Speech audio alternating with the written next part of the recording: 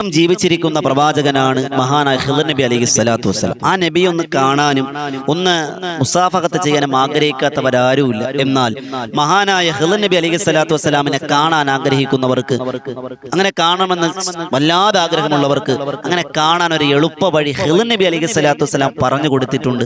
ആ എളുപ്പ വഴി എന്താണ് എന്ന് നമ്മളിന്ന് പഠിക്കാൻ പോവാണ്. അതുമാത്രമല്ല, സങ്കടങ്ങളുടെയും നൊമ്പരങ്ങളുടെയും പ്രതിസന്ധികളുടെയും വല്ലാതെ ആവലാദികളുടെയും വേവലാദികളുടെയും ഒക്കെ കയത്തിൽ കഴിഞ്ഞ് ഇനി എന്ത് എന്ന ചോദ്യചിഹ്നത്തിന് മുന്നിൽ മഹാനായ ഖിളിർ നബി അലൈഹി സ്വലാത്തു വസ്സലാം പഠിപ്പിച്ചെന്നൊരു ദുആയുണ്ട്. ഈ ദുആ നിങ്ങൾ പതിവാക്കിയാൽ ഒരു 3 വട്ടം ഏറ്റവും ചുരുങ്ങി നിങ്ങൾ പറഞ്ഞാൽ നിങ്ങളുടെ പ്രതിസന്ധികൾ, പ്രശ്നങ്ങൾ, നൂലാമാലകളെല്ലാം മഞ്ഞുരുകുന്നത് പോലെ ഉരുകിപ്പോകുന്നത് കാണാമെന്ന് ഖിളിർ നബി അലൈഹി സ്വലാത്തു വസ്സലാം പഠിപ്പിച്ചു കൊടുത്ത അത്ഭുതകരമായ ഒരു ദുആ ഇന്ന് നമ്മൾ പഠിക്കാൻ പോവുകയാണ്.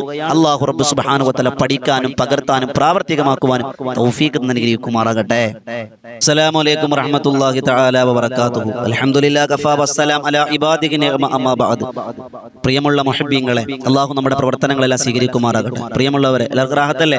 അല്ലാഹു എല്ലാവർക്കും എല്ലാവിധ സന്തോഷവും സമാധാനവും നൽകിയിരിക്കുമാറാകട്ടെ. എന്റെ പ്രിയമുള്ളവരെ, നമുക്കറിയാം ലോകത്തിൽ ജീവിച്ചിരിക്കുന്ന പ്രവാചകന്മാർ 4 പേരാണ്. നമുക്കുള്ള ഒരു പ്രവാചകന്മാരെ നമ്മൾ കണ്ടിട്ടില്ല. സ്വപ്നത്തിൽ പലരും മുത്തനബിതങ്ങളെ കണ്ടിട്ടുണ്ടോ? അല്ലാഹു നമുക്ക് കാണാൻ ഭാഗ്യം തരട്ടെ. എന്നാൽ ഇന്ന് ലോകത്ത് ജീവിച്ചിരിക്കുന്ന 4 പ്രവാചകന്മാർ, 2 പേര് ആകാശത്തും 2 പേര് ഭൂമിയിലും.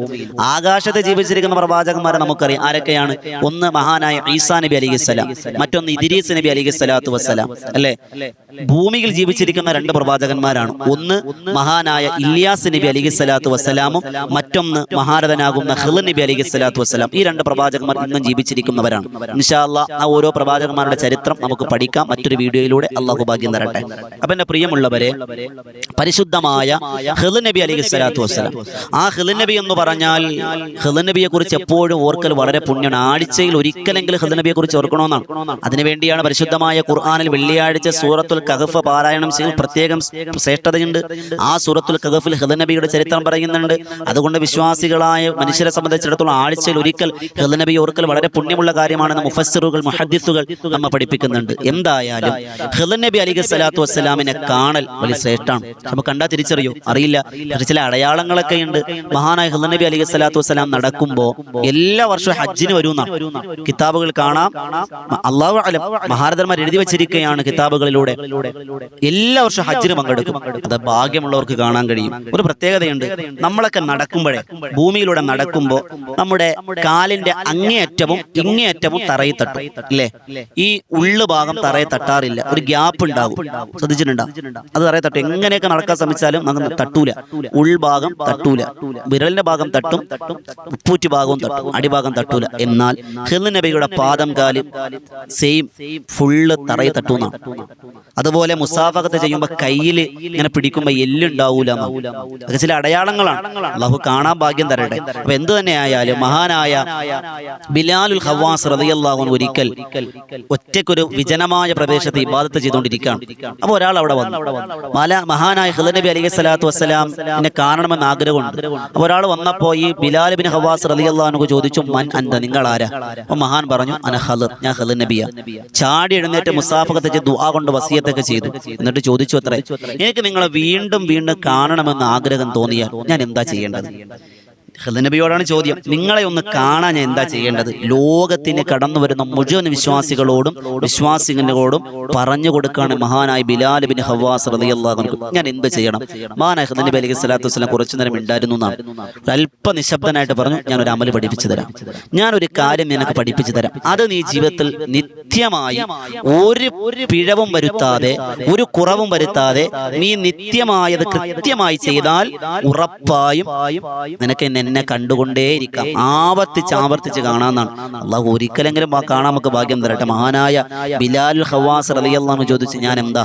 മഹാരഥനായ ഖിളിർ നബി അലൈഹി സ്വലാത്തു വസ്സലാം പറഞ്ഞു, ബിർറുൽ വാലിദൈൻ, നിസ്കരിക്കുക, നോമ്പെടുക്കുക, ഇസ്ലാമിന്റെ തത്വസംഹിതകളെല്ലാം പാലിക്കുന്നതിനോടൊപ്പം മാതാപിതാക്കളെ പരിഗണിച്ചാൽ, മാതാപിതാക്കൾക്ക് ഗുണം ചെയ്യുന്ന മകനായാൽ, മകളായാൽ, മരിക്കുന്നതിന് മുമ്പ് ഖിളിർ നബിയെ നീ കണ്ടിട്ടേ മരിക്കൂ എന്ന് മഹാനായ നബിയുല്ലാഹി ഖിളിർ അലൈഹി സ്വലാത്തു വസ്സലാം നമ്മുടെ സ്വർഗത്തിലേക്കുള്ള ചവിട്ടുപടിയ, വാപ്പ സ്വർഗത്തിന്റെ വാതില.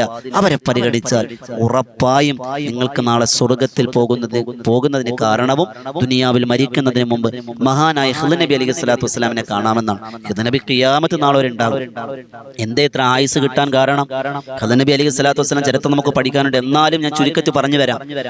ലോകം അടക്കി ഭരിച്ച 4 രാജാക്കന്മാരാണ്. ഈ ലോകം മുഴുവനും അടക്കി ഭരിച്ചത് 4 രാജാക്കന്മാരാണ്. 2 പേര് മുസ്ലിമും 2 പേര് അമുസ്ലിമീങ്ങളുമാണ്.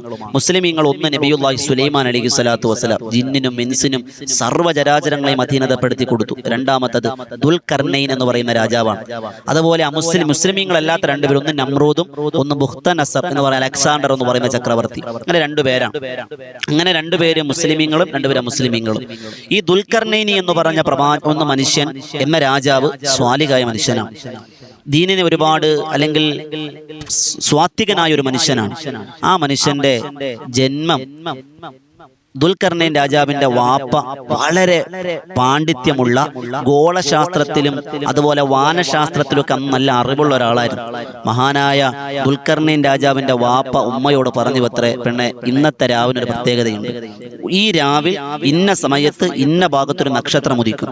ആ നക്ഷത്രം ഉദിക്കുന്ന സമയത്ത് ഭാര്യാഭർത്താക്കന്മാർ ശാരീരിക ബന്ധത്തിൽ ഏർപ്പെടുകയും അവൾ ഗർഭവതിയാവുകയും പ്രസവിക്കുകയും ചെയ്താൽ ആ കുഞ്ഞ് പിന്നെ മരിക്കൂല, ആയുസ് കൊടുക്കും, ഖിയാമത്ത് നാൾ വരെ ആയുസ് ഉണ്ടാകും. ഇത് കേട്ടപ്പോൾ ഭാര്യയ്ക്കും ഭർത്താവിന് സന്തോഷമായി. അങ്ങനെ പറഞ്ഞു, ഞാൻ കിടക്കാണ്, എന്നെ നീ വിളിക്കണമെന്ന് പറഞ്ഞു. ദുൽഖർനൈൻ രാജാവിന്റെ വാപ്പ കിടന്നു. ഇത് ആര് കേൾക്കുന്നുണ്ട്? മുറിയുടെ അപ്പുറത്ത് തന്റെ ദുൽഖർനൈൻ രാജാവിന്റെ വാപ്പയുടെ സഹോദരി കിടക്കുന്നുണ്ട്, സഹോദരി കേൾക്കുന്നുണ്ട്. ഇത് കൊള്ളാലോ എന്ന് കരുതി തന്റെ ഭർത്താവാകുന്ന മൽക്കാൻ എന്ന് പറയുന്ന ഭർത്താവിനോട് പറഞ്ഞു, ഇങ്ങനൊരു സംഭവം ഉണ്ട്. അങ്ങനെ അവർ കാത്തിരുന്നു എന്നാണ്. നക്ഷത്രം ഉദിച്ചു. ഈ മൽക്കാൻ എന്ന് പറയുന്ന മനുഷ്യനും ആ ദുൽഖർനൈൻ രാജാവിന്റെ വാപ്പയുടെ സഹോദരി ശാരീരിക ബന്ധത്തിൽ ഏർപ്പെട്ടു. പ്രിയമുള്ളവരെ, ചരിത്രത്തിൽ കാണാം, വാപ്പ ഞെട്ടി എഴുന്നേറ്റപ്പോ നക്ഷത്രമൊക്കെ ഉദിച്ചു. ചോദിച്ചു, നീ എന്താ വിളിക്കാത്തത്? അവ ദുൽഖർനൈൻ രാജാവിന്റെ ഉമ്മ പറഞ്ഞു, എനിക്ക് ലജ്ജയായിട്ടാണ്, ഞാൻ നിങ്ങൾ വിളിച്ചുണർത്തുമ്പോൾ അതിനായിട്ട് വിളിച്ചുണർത്തുന്നു, നിങ്ങൾ ലജ്ജ അനുവദിക്കുന്നില്ല എന്നോർത്തു. മഹാരഥൻ ദേഷ്യപ്പെട്ടില്ല. മഹാരഥൻ പറഞ്ഞു, കുഴപ്പമില്ല, തൊട്ടടുത്തൊരു നക്ഷത്രം ഉദിക്കും.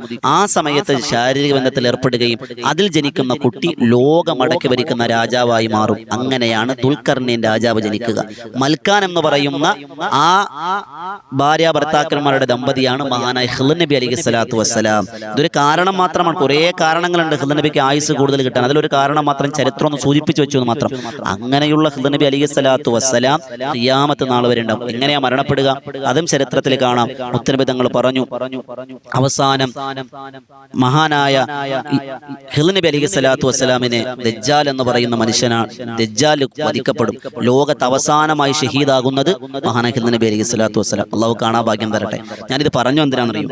ഖിദ്ർ നബി അലൈഹി സ്വലാത്തു വസ്സലാം ഒരിക്കൽ ബഗ്ദാദ് എന്ന് പറയുന്ന പ്രദേശത്തൊരു പരമസ്വാത്വികനായ അള്ളാഹുവിനെ മാത്രം വിശ്വസിക്കുകയും അള്ളാഹിനെ കൊണ്ട് ഒരുപാട് അള്ളാഹിന് വേണ്ടി ഇബാദത്ത് എടുക്കുന്ന പരമസ്വാത്വികനായ ഒരു സ്വാലിഹായ മനുഷ്യനുണ്ടായിരുന്നു.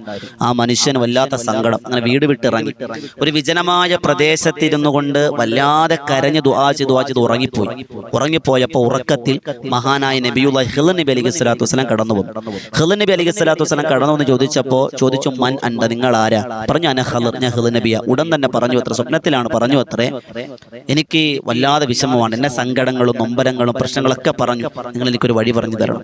ആ സമയത്ത് ഖിദ്ർ നബി അലൈഹി സ്വലാത്തു വസ്സലാം പറഞ്ഞു കൊടുത്തൊരു അത്ഭുതകരമായ പ്രാർത്ഥന പറഞ്ഞു, ഏറ്റവും ചുരുങ്ങിയത് 3 വട്ടമെങ്കിലും നീ ഇത് ചെയ്യ്.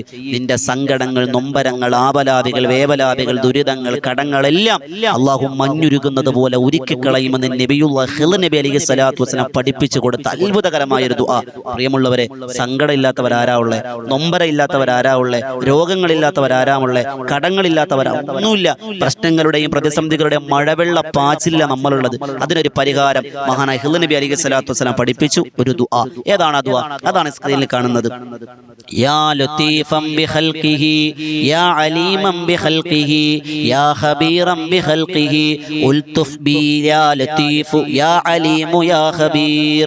ഒന്നുകൂടി കേട്ടോ, യാ ലതീഫൻ ബി ഖൽഖിഹി യാ അലീമൻ ബി ഖൽഖിഹി യാ ഖബീറൻ ബി ഖൽഖിഹി ഉൽതുഫ് ബി യാ ലതീഫ് യാ അലീമു യാ ഖബീർ. എന്താണ് അർത്ഥം?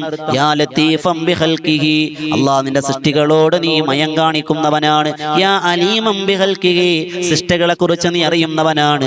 യാ ഖബീറൻ ബി ഖൽഖിഹി, നിന്റെ സൃഷ്ടികളുടെ സൂക്ഷ്മ ജ്ഞാനങ്ങളെ പോലും നീ അറിയുന്നവനാ. ഉൽതുഫ് ബി യാ ലതീഫ്, പടച്ചവനെ എന്നോട് നീ മയം കാണിക്കണേ അല്ലാഹ്, എന്നോട് നീ മയം കാണിക്കണം, കരുണ കാണിക്കണം. യാ ലതീഫ്, മയം കാണിക്കുന്നവനെ. യാ അലീമു, നീ അറിയുന്നവനാണ്. യാ ഖബീർ, സൂക്ഷ്മമായി അറിയുന്നവനാണ്. ഈ ദുആ എത്ര വട്ടം വേണം ചൊല്ലിക്കോളി. ചുരുങ്ങിയതൊരു 3 വട്ടം ദിവസം നമ്മൾ പതിവാക്കണം. സുബൈ കഴിഞ്ഞൊരു 3 വട്ടം ചൊല്ലി, മഗ്‌രിബ് നിസ്കാരം കഴിഞ്ഞ് 3 വട്ടം ചൊല്ലി. കിതാബിൽ പറഞ്ഞ എണ്ണമൊന്നും അല്ല കേട്ടോ, നിങ്ങളോട് പറയാണ്. നിത്യ എണ്ണമൊന്നും അതിൽ പറയുന്നില്ല. നമുക്ക് നമ്മുടെ സങ്കടങ്ങളുടെ, നൊമ്പരങ്ങളുടെ, പ്രശ്നങ്ങളുടെ തൂക്കം അനുസരിച്ച് നമുക്ക് ചൊല്ലാം. എന്റെ പ്രശ്നമായിരിക്കൂല നിങ്ങളുടെ പ്രശ്നം, നിങ്ങളുടെ പ്രശ്നമല്ല എന്റെ പ്രശ്നം. പലർക്കും പല പ്രശ്നം. നമ്മൾ ഈ വോയിസ് ഓഫ് ഷഫീഖ് ബദരി എന്ന ചാനലിന്റെ കമന്റ് ബോക്സ് പരിശോധിച്ചാൽ എത്രയോ സങ്കടങ്ങൾ പറഞ്ഞിട്ടുണ്ട്, എല്ലാം കാണുന്നുണ്ട്. അല്ലാഹു അവരുടെ എല്ലാ വസിയത്തുകളും കബൂലാക്കാൻ അനുഗ്രഹിക്കുമാറാകട്ടെ. എന്റെ പ്രിയമുള്ളവരെ, ഈ ദുആ നിങ്ങൾ പതിവാക്കിയാൽ ഖിളർ നബിയുടെ പൊരുത്തവും കിട്ടും, ഖിളർ നബിയെ കാണാനും കഴിയും, നമ്മുടെ സങ്കടങ്ങളും മാറും, നൊമ്പരങ്ങളും മാറും. അല്ലാഹു അങ്ങനെ ജീവിച്ച് മരിക്കാൻ അല്ലാഹു ഭാഗ്യം നമ്മെ അനുഗ്രഹിക്കുമാറാകട്ടെ. ഖിളർ നബിയെ മരിക്കുന്നതിന് മുമ്പ് സ്വപ്നത്തിൽ കാണാൻ അല്ലാഹു നമുക്ക് ഭാഗ്യം നമ്മെ അനുഗ്രഹിക്കുമാറാകട്ടെ. ഇൻഷാ അല്ലാഹ് കുറഞ്ഞ സമയത്തിൽ കൂടുതൽ അറിവെന്നാണ് നമ്മുടെ ആശയം. ഇൻഷാ അല്ലാഹ് സമയം ചുരുക്കുകയാണ്. അല്ലാഹു സ്വീകരിക്കട്ടെ. ഇതുപോലെ നല്ല നല്ല അറിവുകൾക്കായി ഈ വോയിസ് ഓഫ് ഷഫീഖ് ബദരി എന്ന ചാനൽ സബ്സ്ക്രൈബ് ചെയ്യുക. ഇൻഷാ അല്ലാഹ് പുതിയൊരു അറിവുമായി നമുക്ക് കണ്ടുമുട്ടാം. ഇത് മറ്റുള്ളവരിലേക്ക് നിങ്ങൾ എല്ലാവരും ഷെയർ ചെയ്യണം. ഓരോ ഷെയറും സ്വതക്കയുടെ കൂലിയാണ്. അല്ലാഹു സ്വീകരിക്കുമാറാകട്ടെ. ഇൻഷാ അല്ലാഹ് ദുആ വസിയത്തുകളുണ്ട്, ഒരുപാട് ആളുകൾ ദുആ വസിയത്ത് ചെയ്തിട്ടുണ്ട് കമന്റുകളിലൂടെ. എല്ലാവർക്കും എല്ലാവിധ ഖൈറും തന്ന് അനുഗ്രഹിക്കുമാറാകട്ടെ. പുതിയ അറിവുമായി നമുക്ക് കണ്ടുമുട്ടാം. എല്ലാവരും ദുആരക്ക്. അസ്സലാമു അലൈക്കും വറഹ്മത്തുള്ളാഹി തആല വബറകാതുഹു.